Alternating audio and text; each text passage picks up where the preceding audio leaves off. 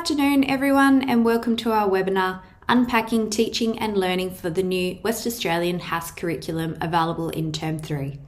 My name is Nicole Donnelly, and I am the Education Sales Consultant for Cambridge, located in Perth. Before we get started, in the spirit of reconciliation, Cambridge University Press and Assessment acknowledges the traditional custodians of country throughout Australia and their connections to land, sea, and community. We pay our respects to their elders, past and present, and extend that respect to all Aboriginal and Torres Strait Islander people here today. I'd like to welcome our author team, Sally Davies, Jessica Threlfo, and Anish Bajiri.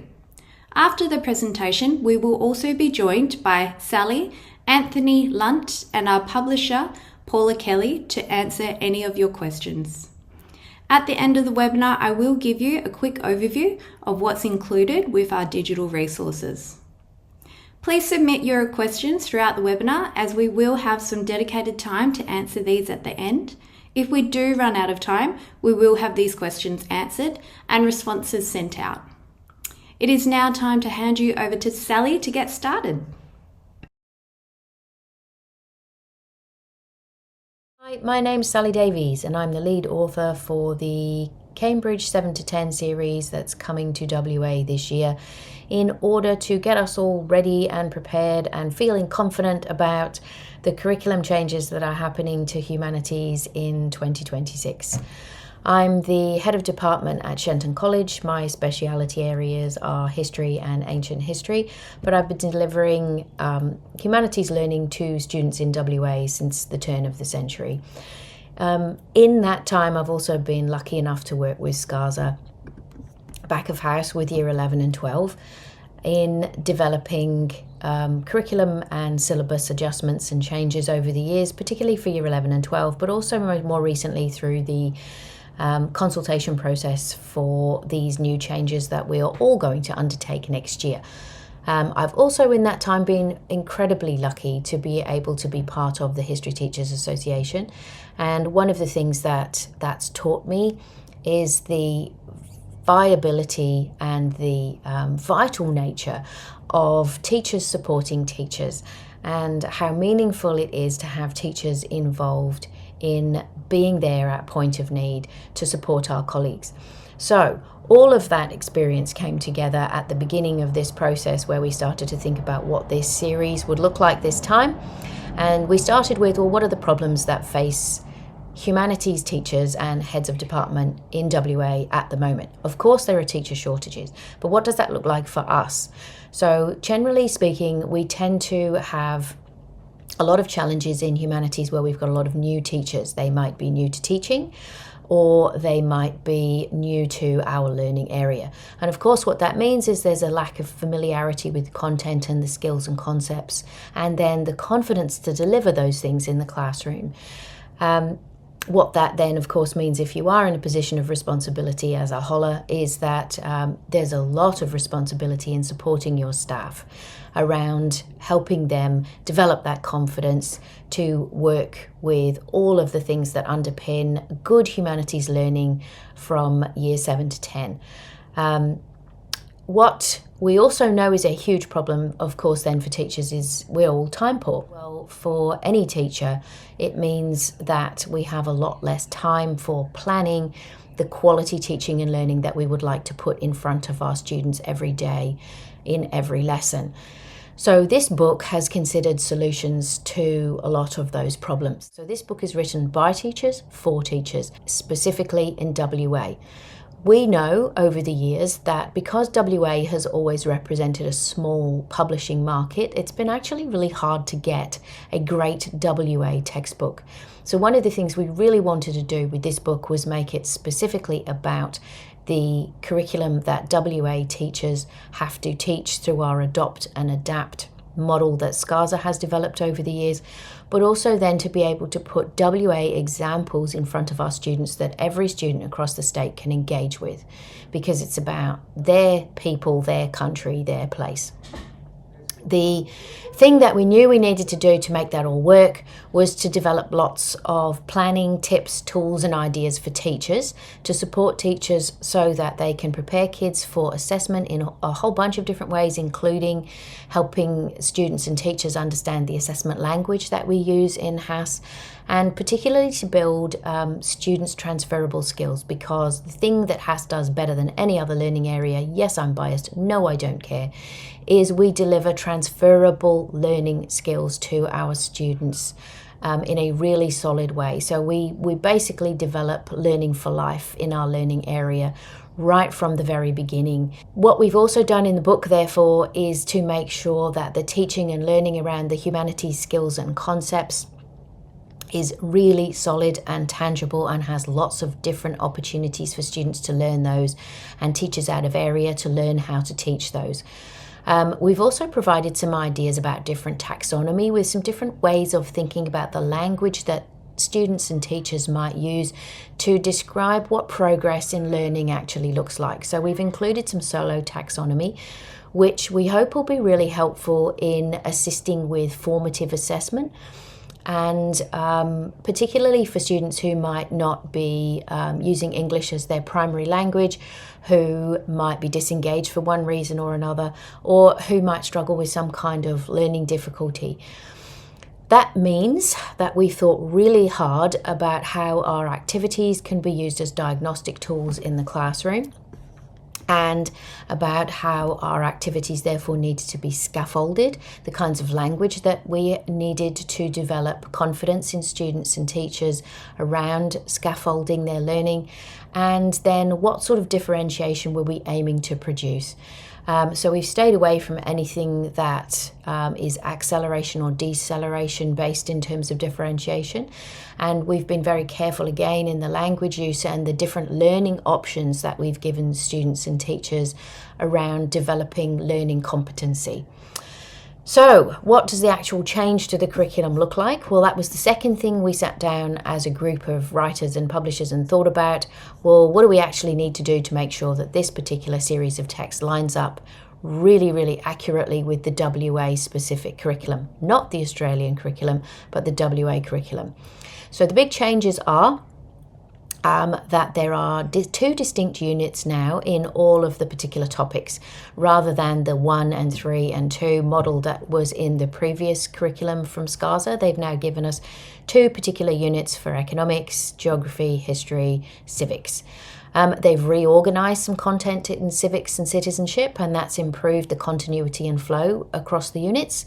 They've reorganised some content in economics and business as well, and there's some clarity there as well been added. And they've reduced the comparative studies in geography. The biggest changes are in history. The big change to, I think, the entire curriculum, though, that SCASA have introduced from 7 to 12 is a clarification of Aboriginal and Torres Strait Islander peoples' cultures and perspectives. And it's everywhere. It's not just in the history units, it's across all of the areas of learning in humanities. And I think that is a wonderful increase in awareness that has been long overdue. So because I'm a history specialist, I'm going to focus on the big changes and the scary changes that have come through in the history area for 7 to 10. And I thought it might be good to let you know how that made me feel. Well, despite the fact that I'm a history specialist, I was really worried about these changes. My biggest concern was that I didn't have the cultural understanding or the relevant life experience or the training or the resources to do justice to that clarification of Aboriginal and Torres Strait Islander perspectives. And I know I wasn't alone. We have all thought about the same kinds of things that teachers are going to face in terms of challenges with these big changes in particularly the Year 7 and the Year 9 units for 7 to 10 for history. But also because I want to emphasise that what we've done is work really hard in developing these text through Cambridge to support teachers in feeling more confident about these concerns.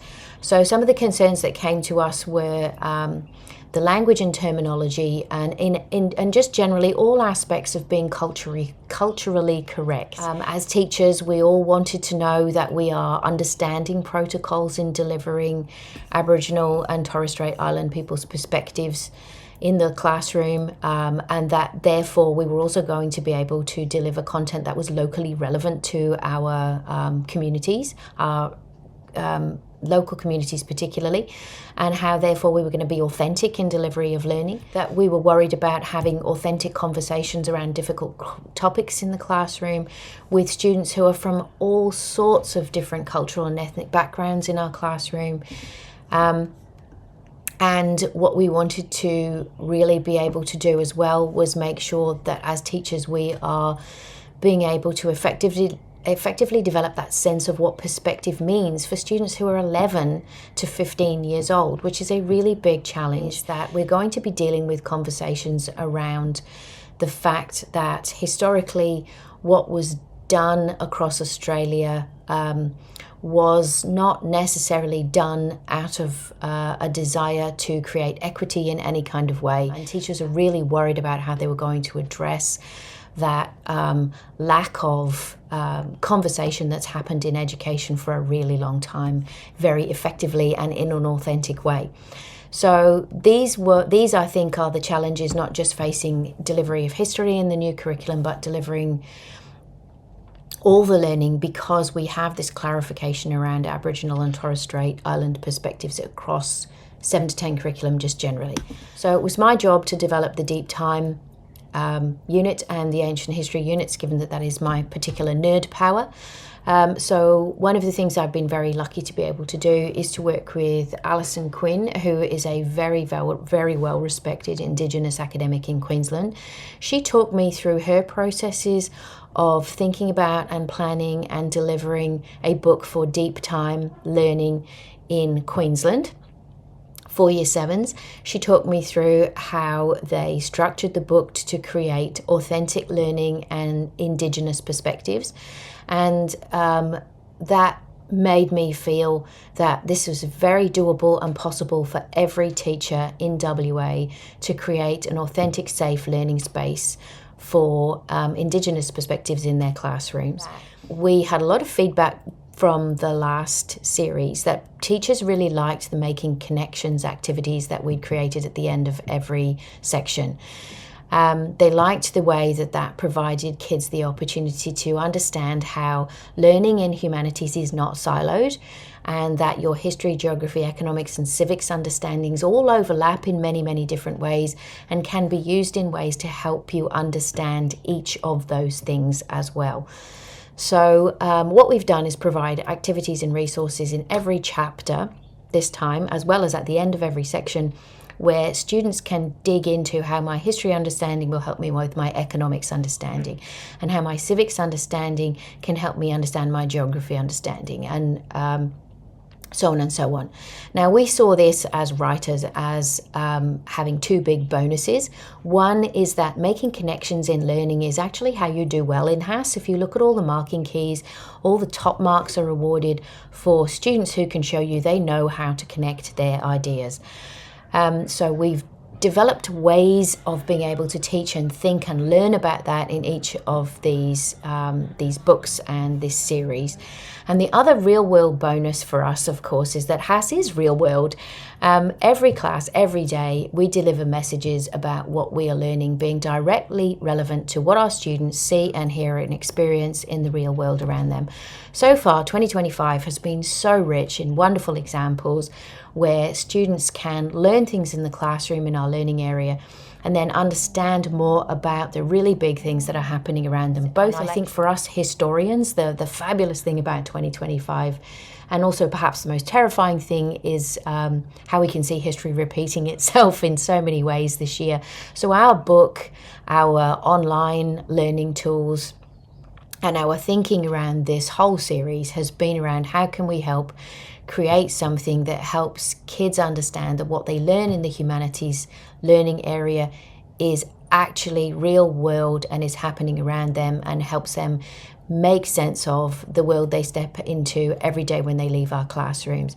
And I also think that's really important for us Hassers, us humanity people, because we are in a position where it's really difficult to promote the value of our subject in a world that's dominated by STEM discourses and funding. The really exciting thing for me was working on a book that is actually by WA teachers, about WA examples, that's going to help our students understand the world they live in. And of course we have global examples in there too, but what we've always lacked in the tools that we've used to teach in our classrooms here is something local to help the kids connect at a very basic level to start their learning.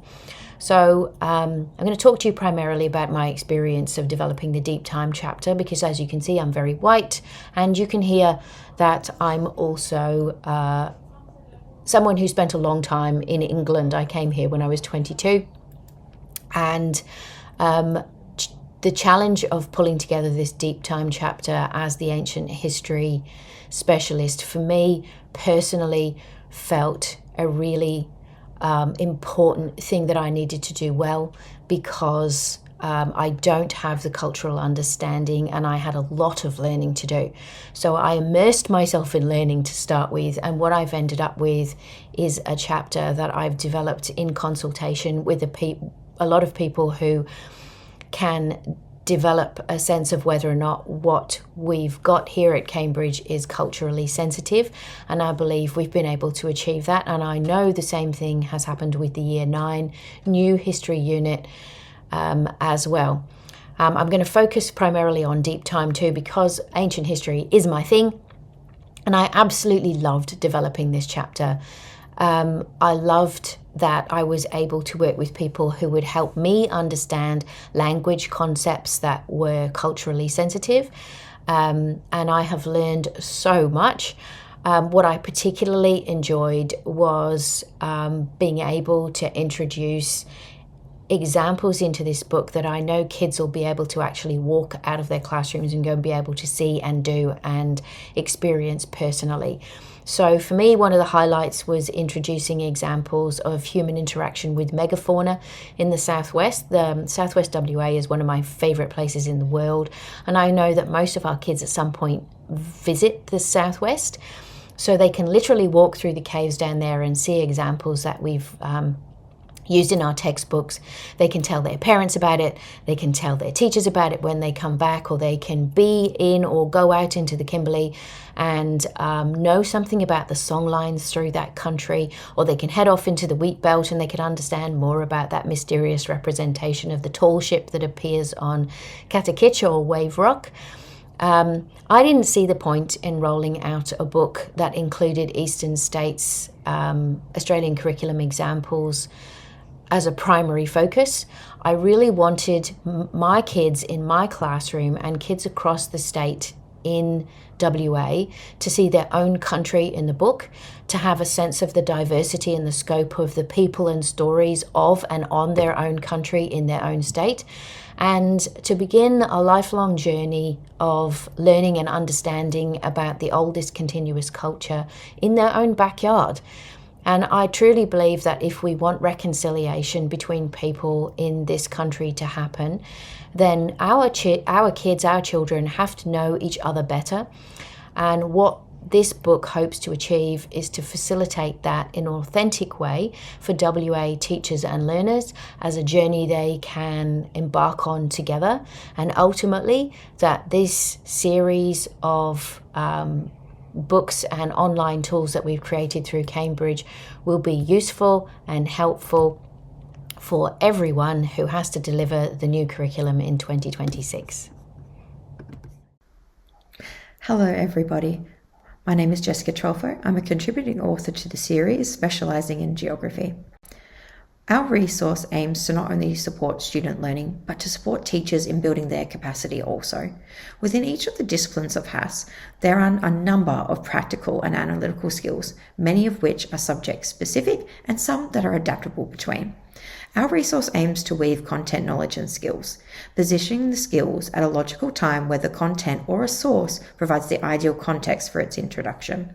Alongside many of these skills are the step-by-step instructions for independent student use and additional teacher notes for advice on how to differentiate the delivery of these skills. To show you an example, this is from our Year 7 Water in Australia chapter. This unit is the perfect location to introduce graphical skills such as bolts, drawing your first map, diagrams, concept maps, and photo annotation.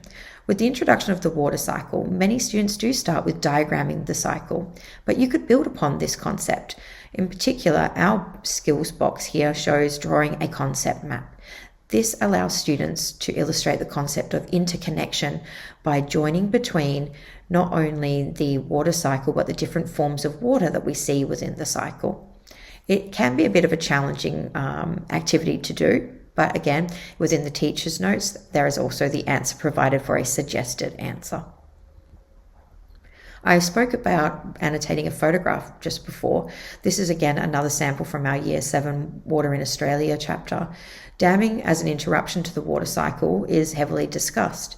Within this example, you can see that the concepts and skills box breaks down how to annotate a photo, in particular, starting with what do they see in the image and how their learning then connects to this.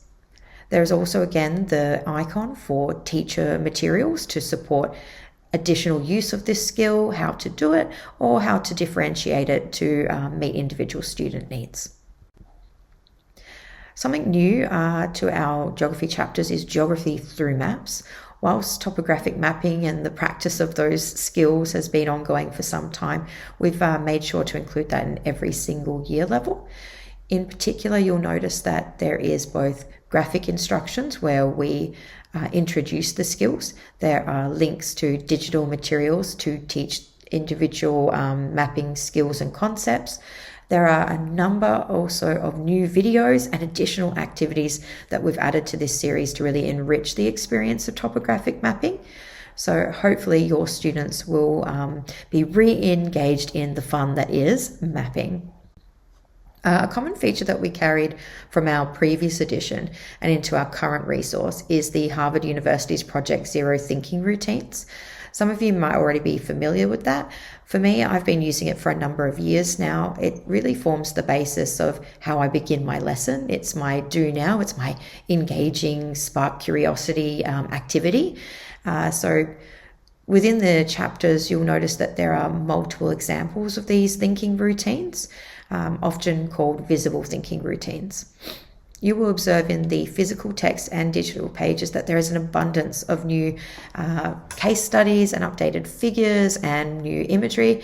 All of this allows then hopefully to connect to different visible thinking strategies that we've modeled in activity boxes, including, of course, digital teacher notes for how you can support further understanding and implementation of these thinking routines in your own classrooms. To give you an example, this is probably one of my favorites, just because it's such a beautiful image. For those that don't know Hutt Lagoon in Western Australia, very famous for its bubblegum pink colour. It is so ideal for introducing just the see, think, wonder technique. In particular, from our land forms, landscapes and hazards units, there's an abundance of new imagery because so much of that unit is just filled with so many great inspirational photographs. And in particular, we've tried to introduce as many WA-based case studies so that students can really explore their local and state community. What you'll notice in particular is we also see this in later year groups. Instead of just simply one image, you can also then add a sequence of images. This is a series of 3 images, and obviously they're all tying to the environment of coasts, all from different locations. But the See, Think, Wonder here is triggering students to make connections with what do I remember from year 8 that I can now apply to year 10. In this case, What are some of the things that make these particular coasts different? Do I know anything about why this is happening? What puzzles are unfolding? What questions might I have? And then, of course, asking them to now explore what is the answer to those puzzles. In another new feature within our resource is the introduction of the Skills Mountains activities. This simply divides an activity into layered steps. In this case, you'll see on the screen, it's learn, consolidate, apply. Building in difficulty, but also showing students that we do need to start at the lower end of the questioning sequence to then hopefully make it to the top end of the sequence. In this case, Year 7 students were actually provided with 3 photographs. I'm only showing you one at the moment just because this is probably the one that draws the most attention to the disparity in architecture. They observe 3 photographs of Milan, Italy, and simply start with identifying what can you see in the 2 different architectural styles. How can you distinguish between modern and, of course, traditional? Moving into the next step, they then compare. They need to compare what materials or design styles or purposes would differ between the 2 building styles. And then, of course, analyze. They can then move into contrasting what is occurring between these architectural styles. What does it tell you about life in this city? And then, of course, would this assist in enhancing livability or detracting from it? Seeking outside perspectives on the issue of what does it mean to value how space looks, not necessarily what we do with space. Another key skill often that we struggle with, I think, in most schools is teaching really great writing. It's a skill that requires, of course, explicit instructions, as many of you would be aware. What we try to do within our resource is provide some tried and true techniques to teach writing sequences to hopefully build students' capacity to provide clear structure in their answer and supporting evidence.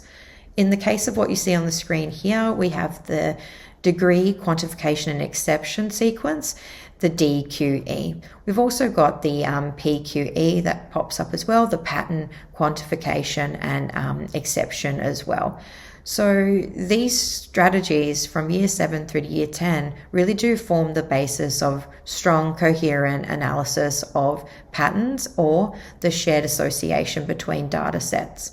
And within our text, these are often revisited numerous times and at the end of each chapter to build that capacity, hopefully, for skill attainment. Enrichment is always the trickiest thing to kind of place into our lessons because it's all about time and not all students will get up to enrichment. But what we do try to do within our text is model some of the more familiar concepts. Particularly, I think most of the apply and analyze really call into are really drawn towards the Williams model, where we seek to challenge students with controversial questions, debates, or ethical dilemmas. In the case of what you see on the screen here, this is an example from the Year 9 pages of the Biomes and Food Security unit. Whilst students are reading about exotic species and then investigating the impact that these have, one of the responses to many exotic species is simply culling by gun. And in the case of gun control, it is a topical ethical dilemma. And in this case, this task asks students to look from the perspective of a farmer. What do they think about gun control? Because we need to, hopefully encourage students to seek perspectives beyond themselves and beyond their own context to see that there are a wide array of opinions on the issue. Fieldwork, of course, is one of the key things that I think all geography teachers get really excited to do. And it can sometimes fall flat because we don't often have enough time to simply go out and take students on an escapade into the wild. But I think what I've tried to achieve, hopefully, within our resource is that reminder that fieldwork can take place on site, such as Activity 6.4 here from the Year 7 Livability unit, where simply students judge how accessible they believe their school is by moving between different points. This could be completed in the classroom from memory, or you can go on a student tour and take down some data about how long it took and what way they had to take, particularly from the perspective of different types of people. Fieldwork can also be completed digitally. In particular, there's a number of different platforms. I think most of us have probably dabbled in a bit of Google Earth from time to time.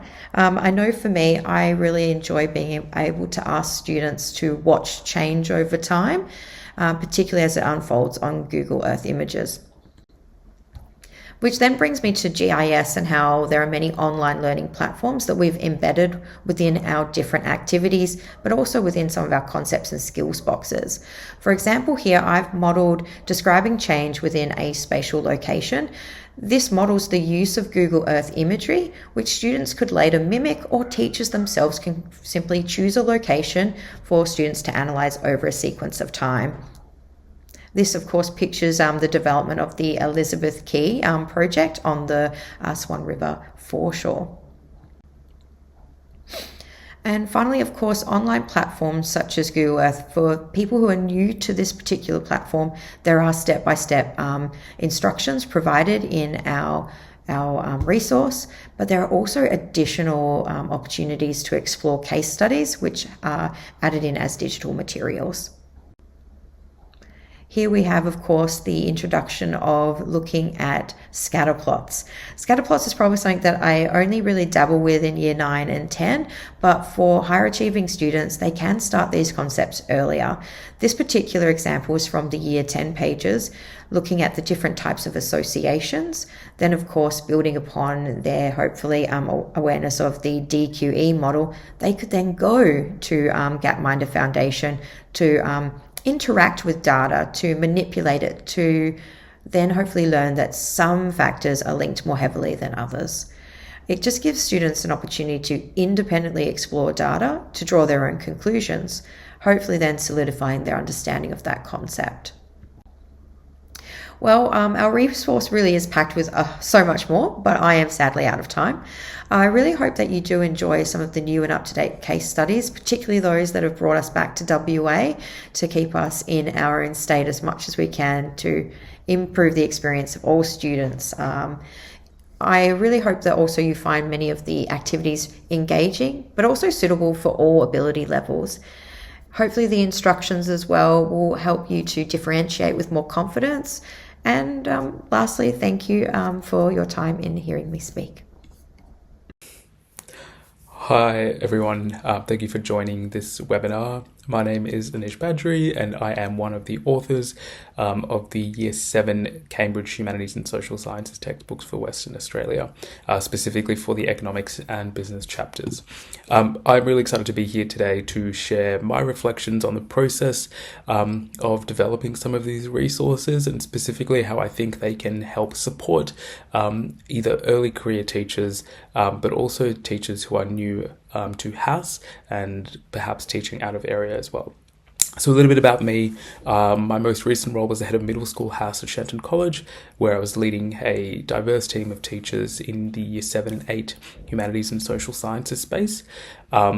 And now some people in that team and some of the staff were very, very experienced, whereas others were in their first years of teaching or perhaps very early career as well. And the challenge there was being able to develop programs and resources that both supported and empowered younger teachers in the team, whilst also giving emerging and experienced teachers the autonomy to take safe risks and push the boundaries of their teaching. And prior to teaching and working at Shenton, I taught at Perth Modern School and Butler College, both in-house but also teaching subjects outside of my wheelhouse as well. So I'm familiar with the feeling of teaching out of area and being in uncomfortable curriculums and contexts, and I've developed some of these resources with that in mind. Now, my philosophy around teaching is that the best teaching is authentic and relevant to student needs, and I've applied that and translated that to my philosophy on school leadership and pedagogy as well, where I hope to give my team as much empowerment as possible to do their jobs in a way that is authentic and genuine to them. That's been very aligned to my approach to the resources and development of activities and case studies in the Cambridge Humanities and Social Sciences textbook. My approach as an author was all about giving teachers further context that they can use to enrich the learning in the classroom, whilst also acting as an effective teaching resource that can be used in the class. I remember thinking back to my reflections as being a graduate and early careers that I wasn't always using a textbook as a direct resource necessarily for students, but rather as a base for my own knowledge, to inform my own resources, give me an understanding of areas where I was teaching out of practice and out of familiarity. And I'm confident that this resource enables teachers to use it both ways, both as a resource for themselves, but also as a resource for their students. So a little bit about the activities. There is a strong focus and emphasis on key SCASA instructional words. Differentiation is a key part of the activities and the learning program as well, and a strong emphasis on skill development, particularly because of the HAS focus. And I'm sure Sally and Jessica have shared their reflections on that as well. The fact that we've linked the instructional words for a lot of the activities to the SCASA outlines is to ensure that language becomes familiar with our students because it is built for our students. Now, one of the areas I want to touch on in this webinar is really focusing on kind of the nature of some of the challenges experienced in schools at the moment. And I think it's very, very fair to say that we are experiencing a significant shortage of skilled teachers, and that's causing a real challenge for a number of schools across the system, particularly in hard-staffed schools or disadvantaged communities. And it's an issue that, beyond this work, I'm really passionate about, but has also informed my approach to developing these resources with Cambridge. Now, there's probably a bit of an unfair perception, often from some school leaders, that anyone can teach HAS. And that can be really harmful to the learning experience of our students. But it's ultimately the reality of some of our school environments where we are leading teams or have people on our teams who are teaching out of area because there is a perception that anyone can teach HAS. Now, this challenge manifests in teachers needing extra support by virtue of their unfamiliarity with the curriculum, and that particularly falls on head of learning areas or head of departments. But it also manifests in perhaps a pedagogy within classrooms that focuses more on the superficial aspects of the curriculum, a focus on content and information rather than the kind of key underlying skills that are such an important part of learning humanities. So, for example, we all know that history is a lot more than just learning dates and the names of people, but it's more about being a critical thinker, being able to look at sources and analyze them effectively, communicating with structure. But these skills are often missed by non-specialists who may not have that depth of understanding around particular subjects. It's also true that HAS teachers can sometimes find themselves out of their comfort zone, even if they are teaching HAS itself. For example, I'm an economics civics background teacher, and I came into the profession with limited experience learning about geography. So coming in as a grad, textbooks were really important in my early career to build my own confidence, but particularly having a WA-focused textbook or resource would have definitely advanced and enhanced the authenticity and quality of my teaching and resources. Now, this issue has further compounded by the changes to the curriculum that are coming in next year that adds a layer of unfamiliarity and complexity to what is already a very challenging issue. So there are a couple of features of this book that I think are really take into account some of those complexities and challenges, and I think empower teachers to be more confident in their delivery of what may be an unfamiliar curriculum point. Firstly, scaffold and differentiated activities that are embedded throughout that are very, very contextual to the specific subjects that are being taught, but also the emphasis on having interconnections with other strands of the curriculum. For example, when we're doing an activity in economics, there is also an emphasis in connecting it to geography. So when we look at resources in economics in Year 7, it's really hard to do that, I think, without considering the way in which water is considered such an important resource in our society, and that links into geography as well. So there's a lot of potential for some cross-curriculum learning as well. There's a big emphasis on student choice and agency in the activities. It guides them through different levels of the solo taxonomy that enables students to engage with activities that meet what they're coming to the classroom with. And I think this is also a very effective guide for teachers to use, because often developing those kind of activities and questions can be really challenging, but the resources enable teachers to use what is comfortable for them and what they're confident with in the classroom.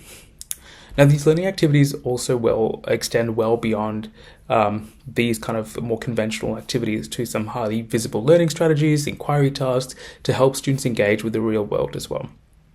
And again, Sally and Jessica have probably spoken about these and the effectiveness of them in the resources as well. Beyond that, a lot of interactive online resources, again, developed by teachers, but particularly teachers from Western Australia. All the authors are from WA. This textbook is very much focused on WA examples, and the emphasis on these case studies is what I think sets it apart and enables early career but also emerging teachers to really engage authentically and effectively with the curriculum. So in discussing case studies, I think it's imperative to acknowledge that humanities is a subject centered around the world and making sense of it. And I don't think it's possible to do that without real, grounded, and relevant examples for our students. So it's also important that these examples are related to the Western Australian context. A big emphasis of these resources in particular is that they are very WA-centric.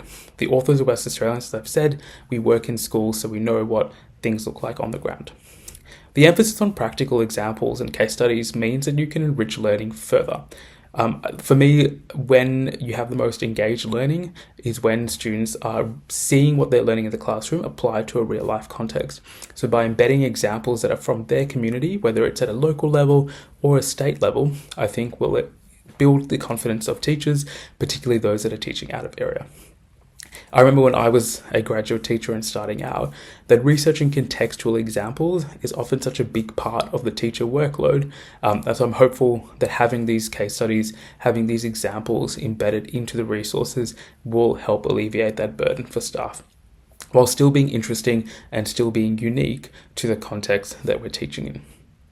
So ultimately, we know how challenging it is out there leading teams, teaching in classrooms, particularly in the current context that we find ourselves in.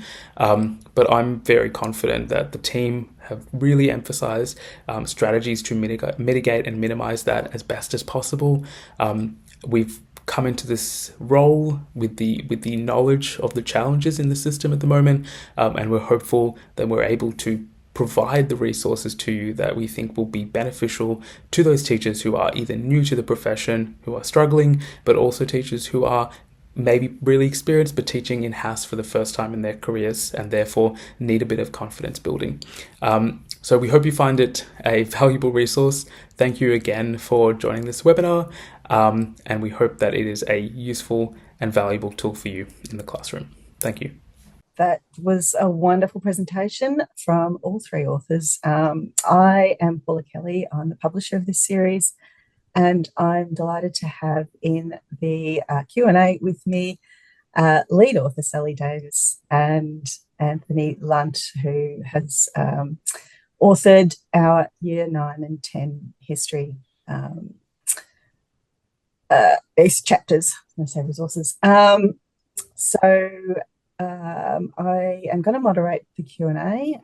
Just before we start, I'd like to acknowledge the traditional custodians of the lands that we're all meeting from today, and acknowledge their ancestors and elders and any First Nations people who are here with us today.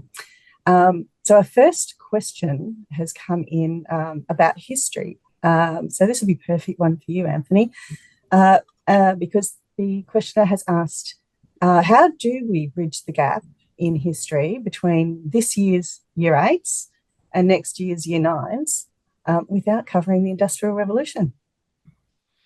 Well, one of the things that you'll find in our new resource is that the Australian history section in Year 9 begins with some work on the Industrial Revolution, and in the future that'll be a great link between the 2 years.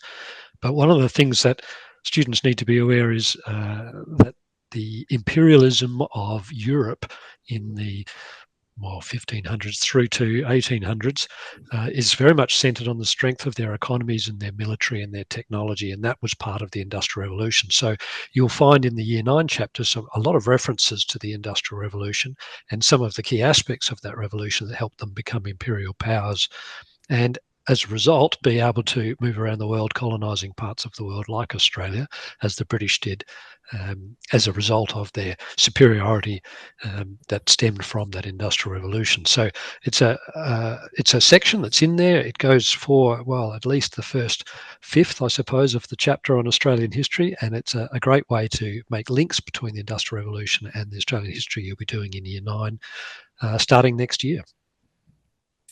Thanks, Anthony. And that was actually a great way to introduce the question that I had. Sally talked a lot about her process of developing the Deep Time chapter for Year 7, but you've authored the Australian History chapter. So in what way was that different? Was it challenging for you? Because, there's a lot to cover. Well, those of a certain vintage will remember doing Australian history in Year 9. It's probably about 20 years ago or 25 years ago now. So it's not entirely new for all of us. But for those who have been working with the curriculum the last couple of decades, it might take a little bit of research and a little bit of study to bone up on some of the things which are in that Year 9 course now.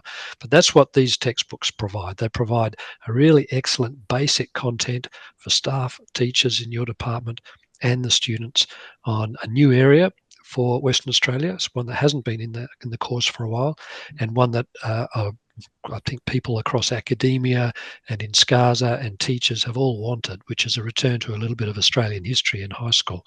So it's been great to have a look at that again, but the focus at Cambridge has been to incorporate as much Western Australian history into that Australian history chapter. So while you might still look at the Eureka Stockade, you also get to look at the WA goldfields and what was happening there.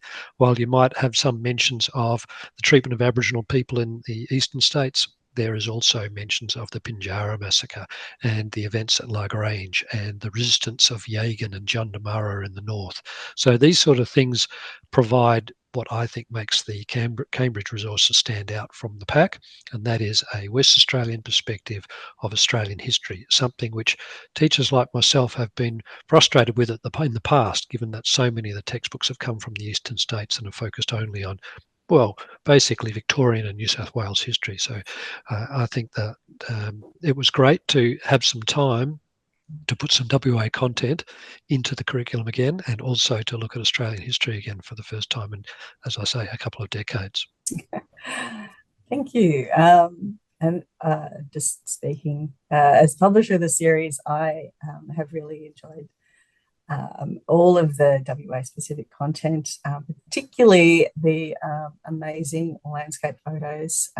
We couldn't put all the ones in that we wanted to put in because it's such an amazing state. And so really proud that we've brought all of that WA specific content to teachers in Western Australia. So Sally, I have a question for you. Can you please outline how these resources address the HASS skills strands, and how can I track skill development? I know Jessica talked a bit about skill development. How can I track skill development across the year? Jessica talked a little bit about that, but in terms of developing and tracking the skills.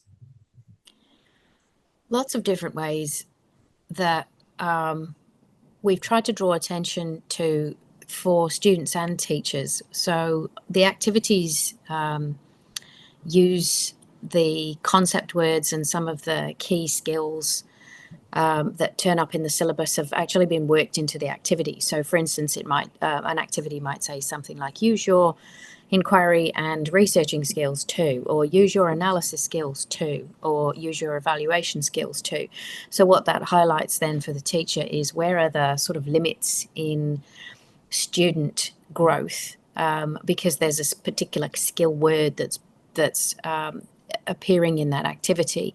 And you might find that students who don't necessarily recall that well and don't really have great literacy potentially, but can think in really quite complex ways. Mine actually do really quite well with some of the analysis and evaluation, but they really struggle to put that on a page. They really struggle to communicate that. So their communication, which is another one of the skills in the syllabus, that's where their gap is. So that's a really good sort of diagnostic opportunity for teachers to see where students are able to use their understanding, as opposed to the students just kind of working their way up through difficulty levels, because we know that students with all kinds of different challenges, be they language barriers because English isn't their first language, or because they have some kind of learning difficulty, or just because they're disengaged, don't necessarily do that nice tidy start at the bottom and work up.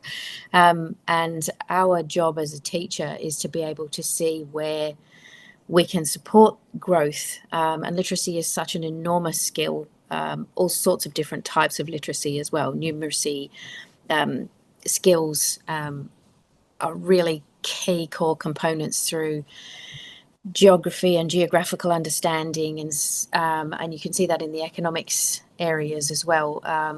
But we also track and trace different patterns through history. So we have all kinds of different literacies, including numerical literacy and digital literacy that we build in. And it can be really hard for students to notice where they can be successful in their skill building as well. So what we thought we would do is move sort of up a gear from the first edition, where we drew attention to this particular activity has these skills and these concepts highlighted underneath it in kind of like just an information bar, was we actually put those words back into the activities themselves. And hopefully that allows everybody that chance to feel a little bit more comfortable about how they can use the skills and which skills specifically interact with each other, and it'll help students and teachers understand which activities they have strengths in. So for teachers, that's also good because you know which skills you can potentially combine for some students and not others, and it just aids differentiation then as well. Sorry, that was a really long answer, but all over the place. Well, I was thinking though, it's true, and that students learn by doing, and Yeah. these titles have so many different activities. There's a range of different types of activities, and there's probably more activities than you would use in your regular classroom. So you've got all this choice as to what to choose to suit your particular cohort. So we've really tried to cater for both, all students of all different abilities and different experiences and backgrounds and so forth. One of the things that we wanted to do, one of the things that we really wanted to do was present teachers and students with lots of different types of activities that can be easily adapted from one set of content to another, so that there's an opportunity to learn how students can demonstrate their learning. And then if something is really landing with a student and they might be struggling in other areas, you can come back and use that type of activity with them again, because there's lots and lots of different choice of ways to do things. We made a specific choice to be as varied as possible across all the different chapters and across all the different year levels, so that teachers can dig into any chapter and any year level and find an activity that might suit their students, even if it's not actually for the student in their year level or the particular aspect of HASS that they're dealing with at the time. Yes, we're probably just got enough time for one more question. And Nathan's asked, can you recommend, and again for you, Sally, can you recommend some good resources for teachers needing to upskill before the textbook comes out, especially in areas like deep time history and Australian history? Maybe there's some resources that you looked at and relied on, or both really. Sure. I don't know that it would necessarily be that helpful to do this as a verbal, I tell you kind of list. So is that something that we could maybe we can compile it? That's a great idea. Yeah. Sure. And we'll give that to Nicole to send out to everybody who's joined us today, and also potentially in our in-person event, which Nicole will talk to us about in a little bit. Anthony, I was just wondering, in terms of that skill development, we probably just have a couple of minutes. how that applies, how you applied that in your writing, but also in teaching those middle years. I think one thing that people need to be aware of is that every section of every chapter that we've done has an end of section activities list, and they are graduated from the simplest recall type answers at the start through to the evaluation type questions at the end. And I think they're a great place to differentiate with your students, because you can have some students working on parts at the beginning, you can have a different group of students working on the sections in the middle, and then the later questions you might have some of your high-flying students going off in all sorts of tangents and coming back to the class and helping perhaps lift up some of the other students with what they've been able to find out. So those end of section activities all come with quite extensive suggested model answers and ideas about research and where it can lead students. So I think that's available through the digital resources. So teachers have that huge bank of activities and ideas for how to develop skills at the end of every section, and there's about 3 or 4 sections in each chapter. So very useful, and all set out in a way that you can relate it back to those skills from the syllabus as well. Yeah.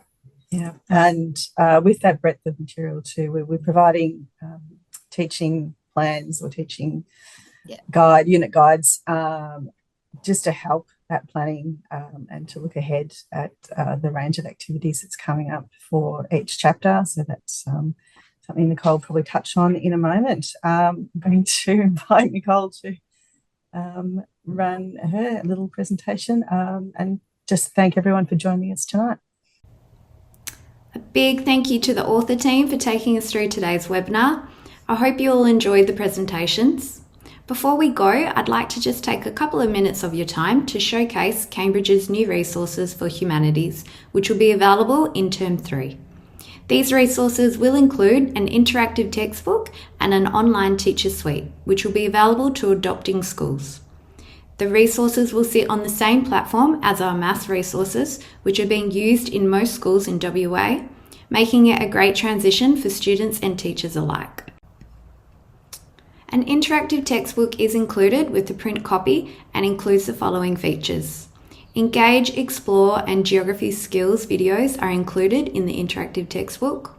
All 5 ancient societies are covered either in print or as digital chapter options. Workspaces are also provided in the interactive textbook to allow students to enter their answers. There will be auto-mark quizzes at the end of each chapter section. A Scorcher competition is provided as a timed quick quiz at the end of every chapter. Downloadable worksheets are provided for all topics and can be used for homework or in class. Rollover definitions are available for key terms along with a full glossary. And we also provide an offline version of the textbook. The online teacher suite will be made available for schools who have adopted the resources. We have a test generator which allows teachers to create customised tests from a bank of questions. All tests can be printed or assigned to students online for auto-marking. The task manager will direct students on a custom activity sequence based on their scores in measurable activities. The reporting functionality provides data from the student interactive textbooks. Teachers will also have access to the students' workspaces to view and comment on student work. There are extra chapter tests provided for each chapter, which can be edited to suit your class. Chapter summaries in the form of PowerPoint presentations are available for every chapter and can be edited. Teaching note icons are available throughout the online teacher suite, which will particularly support new teachers and teachers out of field. Downloadable worksheets for developing literacy and skills. We will have downloadable general capabilities projects, and we will also be providing a work program for each chapter to support teacher planning. Lastly, I would like to make mention of the upcoming Cambridge Humanities event held on the 14th of August at the Crown. Further details about this workshop will be provided shortly by invitation. I'd like to finish off by providing my contact details and those of Deborah Wilson. Deborah is looking after WA's regional schools and I will be based in the metro area. We are both happy to arrange appointments to demonstrate the resources and answer any further questions you might have. Thank you once again for your time, everyone. You will receive a feedback form over the next few days. On completion of this form, you will have the opportunity to indicate your preferred complimentary copy of the textbook. I hope you enjoyed this afternoon's webinar, and I wish you all a lovely evening.